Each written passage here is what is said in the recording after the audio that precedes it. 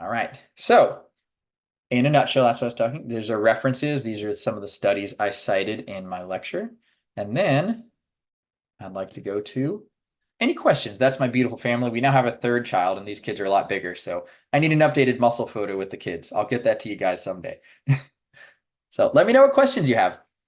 All right, great. Well, we look forward to that updated picture of the family. But it looks like everyone is pretty physically fit there. So thank you so much for all that information that you shared. We're now going to begin the formal Q&A portion of the presentation. For our audience members who would like to ask a question, please raise your hand in Zoom. We'll put instructions for how to do so in the chat.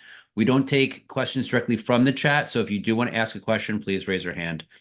So we had a speaker yesterday that seemed to say that it was very hard to put on a lot of muscle. And this is someone who's extremely pro plant-based, but he was saying that it's very hard to put on a lot of muscle without doing so in an unhealthy way. And when I pointed out game changers, he said that, like the guy who's the strongest man, who's a vegan, was fat, and or we have to do unhealthy things. Can you put on muscle, I guess, whether you're vegan or plant-based or not, can you put it on in a healthy way? I know you mentioned the proteins, that as long as you eat the same amount of protein, you can do so. But do you have to eat an unhealthy proportion of your diet in protein? What are your thoughts on that? My thoughts on protein in particular have changed a lot over the years. When I first started bodybuilding seriously in about 2009, the dogma was to eat as much protein as you possibly could, and I did. And I've since backed off a lot on that, especially with emerging longevity research, because longevity has become much more of a hot topic in the last few years, saying that tons and tons of protein is probably not a good idea if you want to live a long time. We need more information on that, but that seems to be where the consensus is leaning. Can everyone gain muscle on a plant-based diet? Absolutely. Absolutely you can. You hear the whole adage, how did an elephant get so big if it never ate meat? So it's absolutely true that you can gain muscle mass. Granted, we're not elephants, but as long as you're hitting adequate calories, maybe a slight surplus, and you're getting adequate protein, which I'll talk a little bit more about protein in a second. As long as you're hitting those two things and stimulating muscle protein synthesis with some hard exercise, so you got to put in hard work, and you've got to do it in a thoughtful way where you're working on the muscle systems of the body. There's no reason you shouldn't gain muscle mass. There's a very big genetic component to getting muscular. In bodybuilding, we talk about genetics all the time, because you can take you can take two people and put them on the same workout, same diet. One will get very muscular, one will gain a tiny bit. And that is largely genetically dictated. I tend to be at one end of the spectrum where I gain muscle pretty easily. I've met people who gain muscle faster than me, and that made me mad. But um, but there are also people who they can do everything perfect, and they will absolutely gain strength. They will gain muscle, but it will be, 10% of what an easy responder would have. There's actually that term in the literature, a fast responder, slow responder. But there are no responders. Everyone responds. Going back to protein a little bit, because I'm glad you asked. That's something that a lot of people are interested in. The minimum daily requirement for protein for everyone is 45 grams a day for females, 55 grams a day for males. So that's how much you want to make sure you're getting every day to stay alive. That's very, very easy to do if you're eating adequate calories. So if you're not starving to death, you're hitting your protein. Now, in terms of the literature, and again, this is a moving target and a pretty hot debate, muscle mass in response to exercise is maximized at about 1.7 grams per kilogram body weight per day, which if you translate that to pounds, it's about 3/4 of a gram of protein per pound of body weight every day. So if you weigh 200 pounds, that's 150 grams of protein a day. So that's the upper threshold. Like, let's say we're talking about a male, that's 55 grams a day is the bottom of what you want to consume. And then if you weigh 200 pounds, and I'm just throwing that out there, about 150 grams a day is the top. That's a pretty wide thing. That's a 100-gram swing. So I would absolutely argue, if you're eating plant-based foods, if you're getting closer to that higher number, like let's say you're eating 110 grams a day, and you're doing some resistance training, there's no reason you shouldn't gain muscle mass. Hitting higher protein number is harder to do, especially if you're only having whole foods, if you're not having any mock meat, if you're not having any protein powder, it's more challenging. You have to focus more on your tofu, your tempeh, your beans, your nuts and seeds. But it's certainly achievable. I've done it. And you can still build muscle at lower protein intakes. I've worked with people who were largely fruitarian or largely raw vegan and had very low protein intakes. They still gained muscle and still gained strength. It probably wasn't maximized, but it's certainly possible. Even at the lowest, I would not be surprised one bit if at the very bare minimum of 55 grams a day, you could gain muscle protein, gain strength. So hopefully that answers your question. It does. What about though at the level of performing as a bodybuilder? Not that I don't think many of our audience are going to become professional bodybuilders, but the idea of, are those people, even in the whole food plant-based people, are they healthy, or are they doing something that is, in order to put on that muscle, they're doing something that may be unhealthy for them in the long term? That's a great question. I honestly ponder this question myself a lot, and I've read a bit about it trying to find an answer. Um, I will say for long-term health, if your goal is just to live as long as you possibly can, avoid diseases, it's probably best to keep a low BMI, a low body mass index, a lightweight. If you think about it, your heart does not have to pump as much blood when you have a smaller body. It doesn't have as far to go. There's miles and miles and miles of extra vascular tissue for every pound of muscle you put on. Tons of capillaries. Same thing with all your systems of your body. Your liver, your kidneys have less filtration to do when you have a smaller body, when you're not eating as much food. So it's logically makes sense to me that if your goal is absolutely just longevity, you'd want to have a lower food intake. You'd want to have a lower body mass index. You'd want to stay pretty lean. And the protein would fit into that too. I would say probably lower protein. And the research tends to support that, but not always, because muscle mass is important for healthy aging too. And I discussed that in my talk. People who have less muscle mass tend to not do as well as they get older. Are the people who are in the whole food plant-based community who are carrying more muscle mass being unhealthy? I would say no. I would say they are being healthy because, and again, there's lots of uncertainty in my language here on purpose. I would say they are being healthy because they're engaging in resistance training, exercise. Hopefully they're doing some sort of power, and they're keeping their body in really good physical function. They're getting highly nutritious whole plant foods to fuel their body. So they're choosing absolutely the healthiest source of protein they can to create those changes. And I think, especially as you get older, muscle mass is very protective of many, many chronic diseases. So of course, there's going to be a tipping point where you're just trying to get massively huge and it's just stressful on your body. But having a strong, healthy body, having that grip strength, having better balance, better muscle power is correlated with living longer and having less problems. So I think if you're not going to this point where you're just piling on muscle mass, I think it is absolutely a healthy thing for your long-term health. And we had a speaker on the other day, and she was actually a trainer, and then she got into nutrition. She became a nutritionist, and she was saying that she would recommend that her clients would stop or minimize their exercising, specifically when they were trying to lose weight, because exercise inhibited weight loss. And then after, as they lost weight, then she would reintroduce exercise. What is your experience with that? That seemed new to me, at the very least. If it works for someone, I'm not going to bash it. So weight loss is complex. Existing the way we do in the world, where there's constantly addictive food, we're constantly bombarded by advertisements. The cheapest foods are often the least healthy. We have a lot of things working against us that makes weight loss very challenging for a lot of people. So I don't want to necessarily, discredit something that's working for people. If she finds that her clients do really well just focusing, like taking the mental burden off of having to exercise and just focusing on food, I think that's amazing. In my experience, that is not the case. In my experience, exercise is absolutely helpful. And it tends to have a snowball effect that if you just got a great workout in, you're less likely to go home and eat a pizza.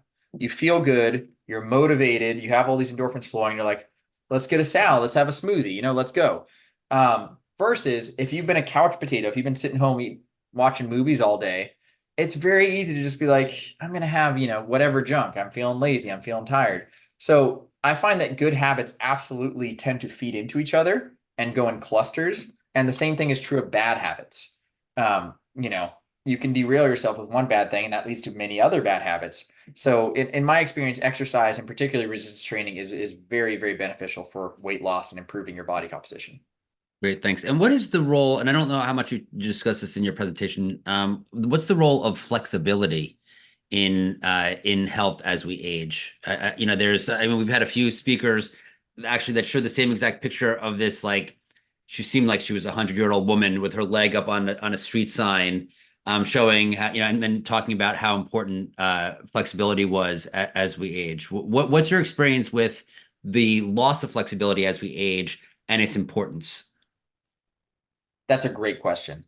Uh, I've actually somewhat changed camps. If you would have talked to me 5, 6 years ago, I would have absolutely said flexibility is one of the most important things you can focus on with your fitness. And it is. We tend to lose range of motion over time at a measurable rate. When I've worked on flexibility with my clients and they've improved it, every single time they always say, I feel younger. They use the word younger. So there's something in our mind that when we have freedom of movement, we associate that with youth. Um, so in terms of the literature, in terms of long-term health, I don't know a ton. The things I've read show that flexibility and stretching are quite beneficial.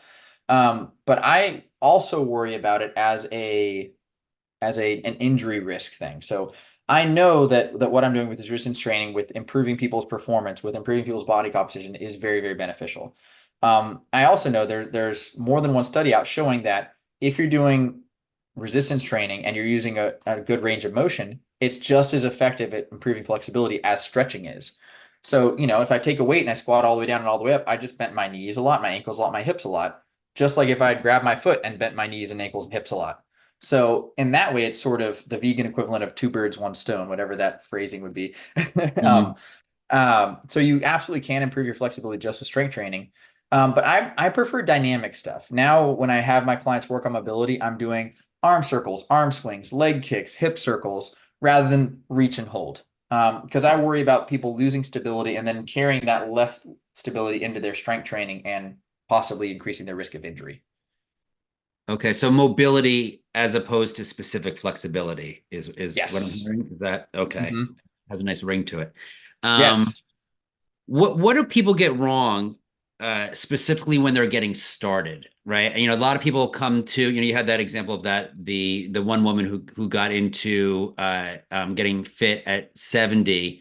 What do people get wrong? What are the dangers when people are getting started, and what should we keep in mind in order to make sure that we don't injure ourselves as we're beginning our health journey, specifically with physical fitness at an advanced age?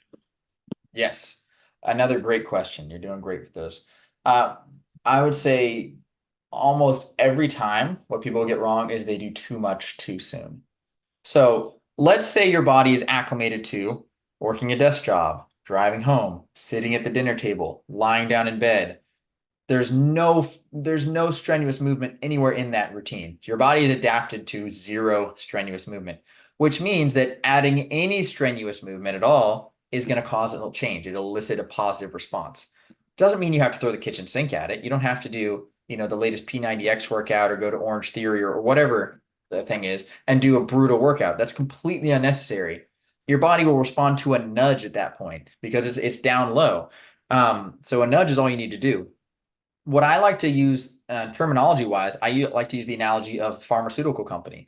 They look at a minimum effective dose when administering a drug. It's not how much can I give you, it's what's the least of a dosage I can give you to elicit the desired response. Look at exercise the same way. What's the least amount of exercise you can do when starting out to get your body to change, to nudge it? And then as your body adapts, it's now acclimated to that, nudge it a little bit more. That way you have all this room to grow. It's less daunting to begin, and you're far, far less likely to injure yourself or burn out. So um, I think that's a big one. And plant-based nutrition, which I'm not sure that was what your question about, one of the biggest things I see over and over again is under eating. People start eating a whole food plant-based diet. They don't realize how filling the food is and how, you know, calorie diffuse it is compared to their previous diet, and they end up drastically cutting their calories and they feel tired and they're like, I feel too tired on this diet. I must be missing a nutrient. It's like, no, you're under eating. So if it's about switching to a whole food plant-based diet, eat a lot, eat big portions, make sure you're eating your starches, make sure you're getting some healthy fats, nuts, seeds, avocados, things like that, so that you're getting adequate calories. And that's a pitfall I commonly see. Great, thank you. And one of the most common problems, really with any healthy endeavor or deviation from people's normal pattern, is stick-to-itiveness. What have you found is most successful with your clients in getting them to stick to this new journey for them for health? Great question. I would say that it's two things. One is community. Community is absolutely big. Community is a big part of healthy aging in general. Loneliness is as deadly for us as smoking. So you have to have a community. You have to have people with like interests. What we do, even though our gym is one-on-one, it's just me and a client or another trainer and a client in there. They don't have a sense of who else is coming in. We have a board, a wall of fame. So everyone's best lifts, everyone's, recent exercises, everyone's recent assessments are written up there. And a lot of them know each other. A lot of them, have been coming to see me for years. And so, oh, they say, what is Bill doing? Or what is Susan doing? And they, oh, someone got a new squat record. I got to up my record too. And that builds this sense of community, even though they're not in the gym together. If you just go to the gym, say hi to people, take your earbuds out. The earbuds drive me crazy. I wish people would make eye contact and speak to each other. But it's important. That motivates you. When you see the same person every day and you see them get in shape, you want to get in shape. You learn from each other. You see them doing a new exercise. That's a really big one. The other one is progress, measuring your progress. If you're not just going in there with no plan and never assessing how you're doing, you're much more likely to continue doing it. So don't just go in and lift, 50 pounds on the bench press every week for the rest of your life. Go in and try and get a little stronger. Have goals, even if they're tiny goals, especially if they're tiny goals, because those aren't intimidating, but they motivate you. If you're trying to get down one belt size, celebrate when you get down one belt size. Tell your friends. Get these little victories, have these little goals, measure your progress, because that's what's going to keep you going day in and day out and day in and day out. Not some vague idea of, I know I need to do this because it's good for me. It's like, hey, this is working. I'm going to try this now, and then I'm going to try this. And then you inspire others as well, and that feeds into the community. And in your opinion, is that why gyms that like Orange Theory and CrossFit tend to be so addictive to people, as the community aspect of it? 100%. I think that's fundamental to a successful fitness enterprise. And I think that's, as time goes by, I think that's missing more and more in other aspects of our lives. We're working remotely. You go to schools or you go to gyms, like I mentioned, and people have their earbuds in, they're looking at their phone. We're completely cut off all the time. So if you go somewhere where people are patting you on the back, cheering for you, high-fiving you when you do something hard and you achieve it, it's absolutely a rush. And it's good for your brain. You're releasing, endorphins, dopamine, oxytocin. You're doing all these good things in addition to the healthy exercise. And that's feeding into that. So it's vitally important. And those are the fitness things that actually get that part right. Great. Thank you. Going to have a couple of the audience members ask you a question. Patrick T, please state where you're from and ask your question. Patrick? Hello. Hi, Derek. Thank you for your presentation.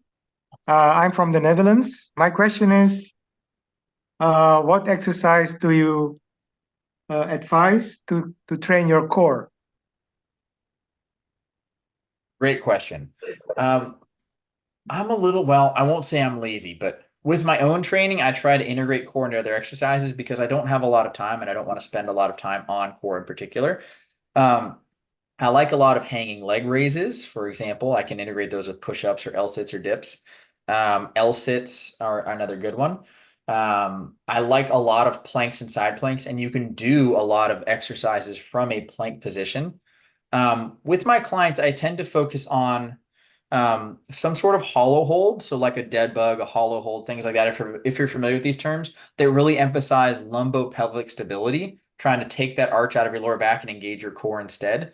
I focus on that and a lot of side planks because those correlate with less back problems, stronger core. And the primary function of the core musculature is stability more necessarily than dynamic movement, although it can do both and it should. So that's where I kind of focus, is stability exercises. And how do we undo sitting all day? There's a great text by Dr. Stuart McGill. He's the lower back guy. Um, lower back pain is absolutely an epidemic in our society, and it's because of chairs. Chairs are one of the worst inventions humans have ever come up with, and there's a long list of bad inventions. Um, the short answer is get up often. It is much better to sit all day but get up every 20, 30 minutes than it is to sit all day without getting up at all. That makes a massive difference. It's did you have a follow-up question? Sorry. Well, No, go ahead. sure. What I was going to say is the muscles along our spine, the muscles that stabilize our core, are designed to be active all day long, 100% of the time, unless we're asleep. That's how they've evolved. That's what they're designed to do. In a chair with a backrest, as soon as we start slouching, those muscles are allowed to completely relax. And that's not something they've ever done for the history of humankind, except unless we're asleep. So they're designed to have a very low workload all day long with occasional bouts of intense workload. That's how they're supposed to function. And they're just not designed to be relaxed for long stretches of time at all. They're always supposed to be engaged. And so, the evidence is pretty clear that even if you're working out a couple days a week, your risk of lower back injury is just as high if you have a sedentary job as someone who doesn't work out at all. So really interrupting those long bouts of sitting or using something where you have to engage your core like a stand-up desk is really, really beneficial for lower back pain. Great, thank you. And I just had a question come in. What do you eat all day? What do you eat in a day? And what is your macronutrient ratios? And this is somebody. This is actually from John, who is behind the scenes here at The Real Truth About Health, and he's extremely into working out, and he loved your presentation. Oh, so glad he loved it. Hi, John. He's taking notes. Okay, good. Granted, I've not competed in bodybuilding since 2017, 2018, so I'm a little out of it. And I mentioned I have 3 kids, so I'm just kind of surviving at this point. But typical breakfast for me, like what I ate this morning, big bowl of oatmeal, lots of fruit. Typical lunch is either leftovers from dinner, because that's easy, or my go-to is a great big salad, half a block of tofu. I like to sear the tofu in the pan, put tons of veggies on it, balsamic vinegar, so it's pretty low fat, and then a baked potato or something like that on the side. Sometimes I'll throw in banana ice cream afterwards. And then if you've read any of my stuff, especially from earlier years, I invented a smoothie with beans in it called a bean shake. That's one of my claims to fame when I was looking to bulk up with whole foods. That was one of the ways I got my protein and calories way up.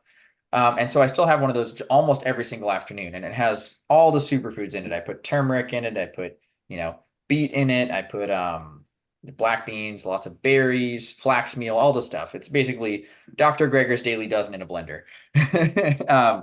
So I have that every afternoon. And then dinner is, generally some kind of like whole grain pasta or beans and rice dish or some kind of ethnic food. Like we love Thai food, we love Indian food.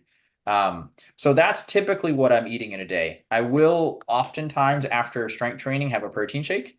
But that's just about the only protein I ever supplement, whereas I used to have multiple shakes a day. I definitely don't do that now. I don't even have one every day. And macronutrient ratio, I don't look at ratios. That's the percentage of calories. I look at actual grams. And I'm not really measuring them right now, but when I last was, I was shooting for 120 grams of protein a day, which at my weight, I'm just under 200 pounds. And then I typically have 25% of calories from fat, which I think comes out to 75 or something. And then the remainder from carbs, which is probably 600 grams or don't quote my numbers on that. I'd have to get a calculator out. I have not tracked them in a minute, but hopefully when I get back into bodybuilding, when my toddler is not a toddler anymore and not toddling me in the middle of the night, hopefully when I get back to bodybuilding, I will have a much better clench on those numbers and I'll give you a better answer. All right. Well, we'll have to have John reach out to you at that time. So you mentioned your recipe for your bean shake, right? I think you need a better marketing department on the name for that. But where would someone find out the recipe? I'm sure the audience would love to check that out. Sure. It's actually on our website, which is veganmuscleandfitness.com. There's it's a post I put on it with the recipe, and I believe it's called plant-based protein super shake. So if you Google that, or if you Google Derek Tresize bean shake, I have shared many versions of the recipe over time. I think that's the most current one from a few years ago. So it would be plant-based protein super shake. And that shows, it's actually kind of a blueprint because it's not just the recipe. It's if you're looking to gain weight, add these things. If you're looking to lose weight, add these things. It gives you some options and some framework. But essentially it's fruit, leafy green vegetables, some nuts and seeds, and beans are the foundation. And I add some other things in there to make it more nutritious, or to increase or decrease the calories based on my goals.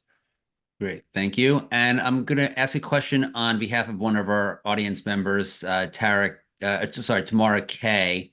I don't know if this is in your area of expertise, but they ask, why would a man who is very active every day for many years, such as Taekwondo, various exercises, biking, etc., have cramps in their thighs when they stand? And how do you fix this so it doesn't happen? How do you relieve the cramps in the thighs? Sure. The cramps are generally going to be from one of three things. The first thing is dehydration, and I'm guessing someone who's health conscious and very active is getting plenty of water. But that's the lowest hanging fruit. If you're getting cramps, the first thing to assess is, am I dehydrated? Second thing is mineral balance. So muscles can require sodium, potassium, and calcium to contract. And if those are too far out of whack, generally it's potassium or calcium. We all get enough sodium. If those things are too far out of alignment, that can interfere with muscle contraction. That can cause cramps. Magnesium can help as well, but that's less critical unless you're very deficient. The third thing, though, is actually muscle imbalances. And that's something that I work with more is if you're getting lots of cramps in your thighs, it's probably that your thighs are overworking because something else is being compensated for. So let's say it's your quadriceps on the front of your thighs. My guess, if I were to have to guess, is that you need to strengthen your hamstring muscles or your glute muscles on the other side of the leg. Because not only is it that muscles have to compensate for other muscles that aren't pulling their own weight, so to speak, it's that the neurology of your muscles dictates when they relax and when they contract. If you contract one muscle, it sends a similar signal to the opposite muscle to relax, so they're not fighting each other. That's called reciprocal inhibition. So if you have really, really weak hamstring muscles, for example, that are never contracting, they're also never sending that reciprocal inhibition signal to your quadricep muscle on the other side to relax. So if your quadriceps are giving you tons and tons and tons of problems, it might be the hamstring is never sending that signal to say, hey, calm down.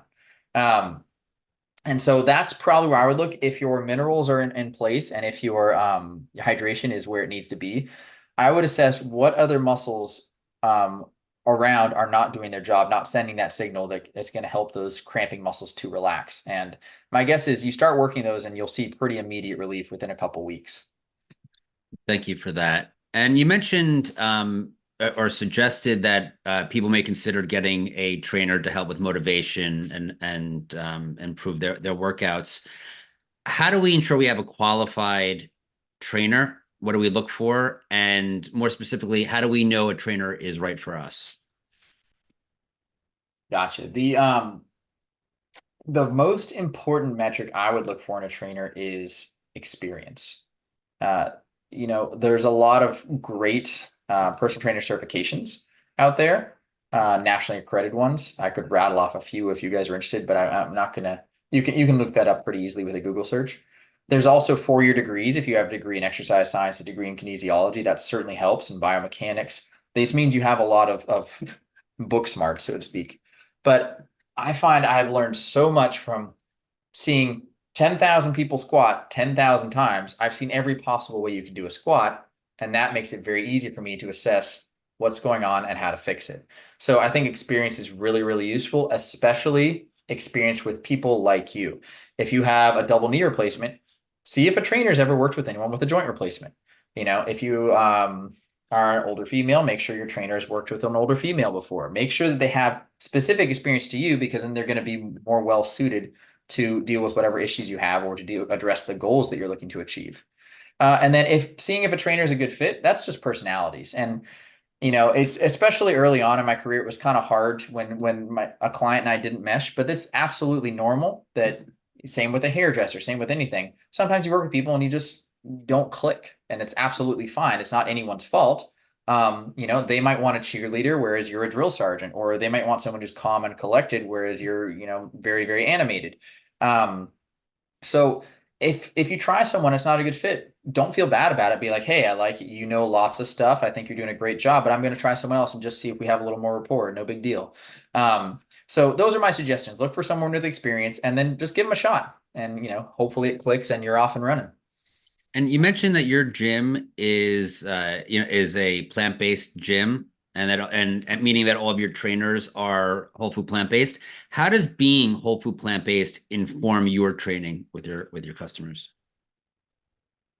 The major way obviously is nutritional recommendations. So someone brings me a food journal or someone asks me nutrition questions, I'm going to then guide them to the most whole food plant-based option or direction that I can get that person into. There's some people that are steadfast against it, which is, that's their problem, whatever. They say, I just hired you for the exercise. I'm okay, that's fine. I'm still going to nudge you. And there's some people who are there to learn, and that's great. I try not to bang my head against a wall, and I try to really help the people that are open to being helped in that regard. But it's informing my suggestions in terms of not necessarily exercise. Everyone benefits from the same style of programs based on their goals. But someone who's following a really good diet is probably going to be able to recover faster and make quicker progress. And so I'm going to spread that information. And I'm also going to recommend, if let's say you just had a heavy night of drinking, make sure you're getting lots of fruit for antioxidants and things like that. I'm going to have specific things based on the things they tell me that are whole food plant-based rather than like, just go to have an emergency packet of, vitamin C supplement or something. I would say have some oranges. So it's very much informs me in a subtle way in that regard. I can give advice or nudge or feedback that's pointing people in the whole food option of whatever their situation is. And along the same lines, you went through Dr. T. Colin Campbell's plant-based nutrition course, and you're certified through that. What is something that you learned that that helped inform what you do in your own life, and something that you share with your clients? Sure. And I was already on that journey to some extent, but it really informed how unnecessary and how suspect almost all dietary supplements are. That was a big one. I mentioned early on in my bodybuilding career, I was taking tons of protein shakes. I was taking tons of pills and powders and potions because I thought you had to. The marketing departments for all those companies is very powerful and compelling. And I was already kind of stepping away from that and realizing that was not a sustainable way to do things. But the T. Colin Campbell certification really opened my eyes to, there's research showing that you don't need these things at all. The results are absolutely similar without them. There's research that they are very untrustworthy. So if you do supplement, you want to make sure you get third-party tested, good manufacturing certified, things like that. But you don't need to. Save your money, eat whole plant foods, and you can optimize your results. That's something I definitely talk about with my clients and something I took away from that course. But there was a lot. It was a great course and I really enjoyed it. Great, and I appreciate that. That was actually going to be my next question, was on supplementation. Are there any supplements that you do take and that you would recommend to others? Have you noticed any changes since you stopped supplementation, and what did you used to take that you stopped? The second question, something I noticed is I used to be big on pre-workouts. If you're not familiar with pre-workouts, it's kind of a cocktail of supplements that are supposed to ensure you have a good, hard, productive workout. Usually it's just lots of caffeine and some other things. I used to love taking one of those. This is before I had kids, not surprisingly.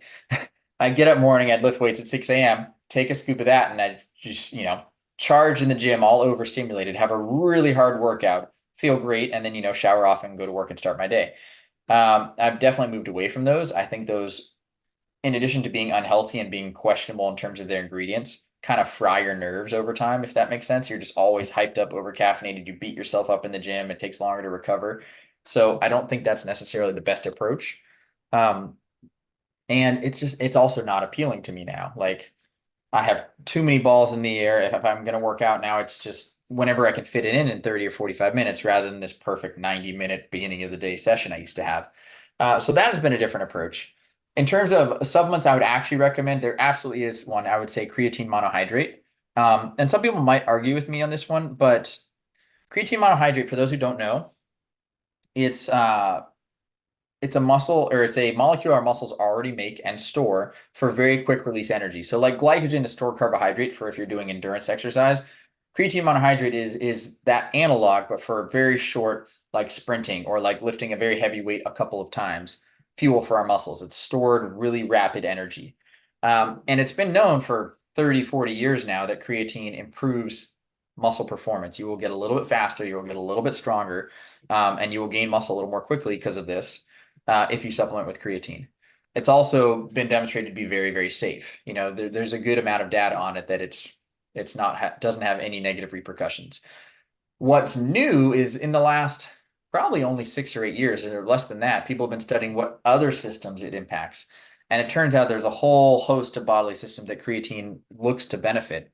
You know, it's benefiting your brain and being neuroprotective if you are sleep deprived, or if you have neurodegenerative diseases, it's protective against those. It's protective against autoimmune disease. It's improving glucose metabolism and lipid profiling, so it makes you less likely to contract diabetes and things like that. So granted, it's never in science, if you really approach it open mind, it's never a closed story. There's always more to learn. But the way things look right now is that creatine is safe, effective for strength resistance training, building muscle, losing body fat, and is going to benefit the rest of your body as well. That's the way the research is currently pointing. So if you wanted to supplement, in addition to say like a multivitamin or something covering your nutritional basis, that would be one that I would say, make sure it's third-party tested, make sure it's good manufacturing certified, because you cannot trust the supplement industry as far as you could throw it. But if it's third-party tested and all that, then that might be one to try and see how it goes. You certainly don't have to, though. You can achieve great results. You can maintain your body and achieve optimal health with whole foods, and that's the way it's always been done. So don't feel obligated there. The other things are kind of obvious, like vitamin D, especially if you don't get a lot of sunshine on bare skin, if you live in northern latitudes. Essential fats are important, although I kind of just tend to lean on walnuts and flax meal for that. You know, maybe I'm missing something, but I feel fine about it. And vitamin B12, which if you're eating any amount of fortified foods, or if you're supplementing the multivitamin, you don't even need to worry about. So that should answer that question, hopefully. But again, whole foods are the foundation of any good practice. Great, thank you. And what are your thoughts on protein isolates? Pea protein isolates are very popular, you know, in these protein drinks, as well as some vegan foods. So what are your thoughts? Are they okay? Are they not so okay? Well, let's say if you were looking to supplement protein powder, I definitely think a plant protein is going to be better than an animal-based protein option. So if you're already planning on supplementing, that's the best choice to have. It's never going to be as good as whole food, though, because it's an isolated, refined packaged food compared to a whole intact food. It's not going to have any fiber. It's not going to have the vitamins and minerals. It's not going to have any healthy fats. So right away, you are losing a lot of nutritional balance when you're having a processed food like that. Is there a place for it? You could make a place for it. Let's say you were very serious about training, strength training in particular, and you wanted to maximize your recovery and make it easier to hit the higher end of those protein targets I was talking about earlier.